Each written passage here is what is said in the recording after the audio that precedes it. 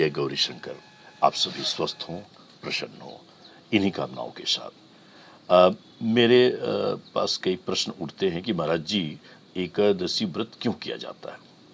मैंने अपने स्वाध्याय के इस व्रत में यह पाया है कि शास्त्रों में कहा गया है कि आत्मानाम रथिनाम विधि शरीरम रथमेव तु बुद्धिम तु सारथी विद्धि येन श्रेयोस महापुण्याम।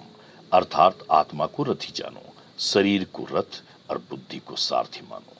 इनके संतुलित व्यवहार से ही श्रेय अर्थात श्रेष्ठत्व की प्राप्ति होती है। मित्रों, इसमें हम देखते हैं कि 10 इंद्रियों के बाद मन को भी 11वीं इंद्रिय माना गया है। शास्त्र ने इसको लिखित किया भी है और अतएव इंद्रियों की कुल संख्या 11 हो गई।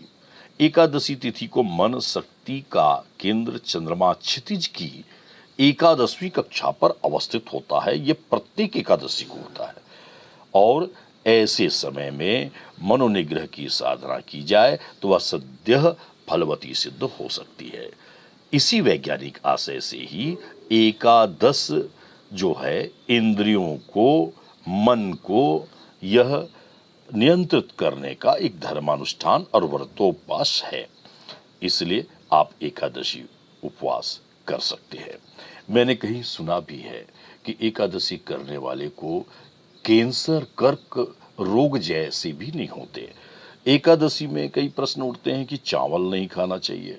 तो इस संबंध में मैंने शास्त्रों में पाया है कि एकादशी जो चावल होता है उसका संबंध चंद्रमा से होता है और चंद्रमा जो है वो जल का कारक है, द्रव्यदाता तो चंद्रमा, ऐसा शास्त्रों में भी कहा गया है।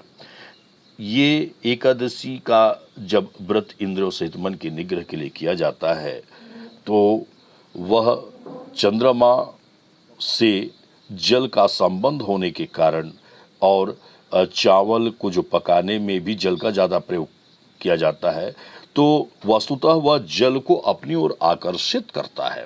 यदि व्रती चावल का भोजन करे तो चंद्र किरणें उसके शरीर के संपूर्ण जलीय अंश को तरंगित करेगी।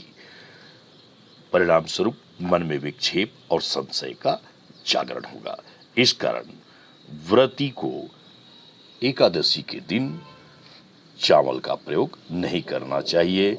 एकाग्रता से उसे व्रत के अन्य कर्म, स्तुति, पाठ, जप, श्रवण एवं मनन आदि करना चाहिए।